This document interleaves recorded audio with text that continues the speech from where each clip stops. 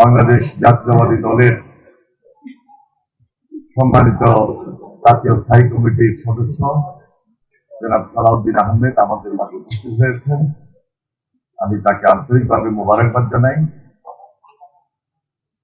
আজকের এই প্রতিষ্ঠা বার্ষিকীতে সর্বপ্রথম আমি শুভেচ্ছা জানাই গণ অধিকার পরিষদ, যারা দীর্ঘদিন থেকে,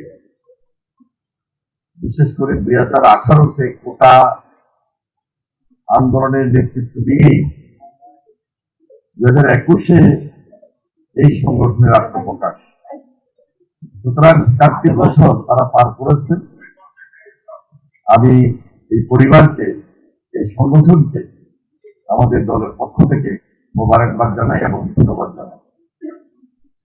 এখানে আমাদের জাতীয় স্থায়ী কমিটির সম্মানিত সদস্য আমির খসরু মাহমুদ চৌধুরী এবং সালাউদ্দিন আহমেদ তারা উপস্থিত ছিলেন এবং আছেন, বক্তব্য দিয়েছেন, বক্তব্য দিলেন। সেখানে আমি আর বেশি কিছু বলবো না, তবে শুধু এটাই বলবো, নুরুল হক নূরের নেতৃত্বে বিগত আন্দোলন সংগ্রামে তার সংগঠন যেভাবে রাজপথে ছিল, বাধা ছিল, বিপক্ষে ছিল,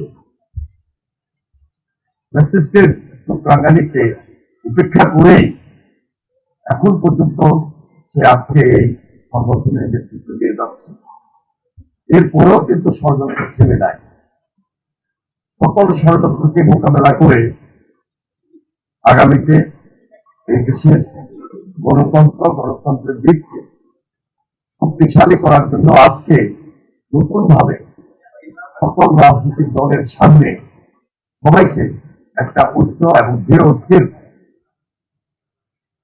মধ্যে আসার ক্ষেত্রে যে ভূমিকা স্থাপন করছে, আমি মনে করি তার এই উদারতা, তার এই সংগ্রামী জীবন এবং এই সংগঠনের নেতৃত্বে আরো যারা রয়েছেন সবাই আমরা এক এবং ঐক্যবদ্ধ থাকবো। আমাদের আমির খসরু মাহমুদ চৌধুরী একটু আগে যে ধারায় বক্তব্য দিয়েছেন, আমি দেখেছি তার বক্তব্যের মধ্যে সেখানে গণতন্ত্রের সুস্পষ্ট কথাগুলো এবং পাশাপাশি একটা রাজনৈতিক দল আরেকটা রাজনৈতিক দলের মধ্যে কিভাবে নিবিড় সম্পর্ক গড়ে তুলে তার যারা আদর্শ ভিত্তিক রাজনীতি দিয়েও আমরা গণতন্ত্রের দিককে শক্তিশালী করতে পারি।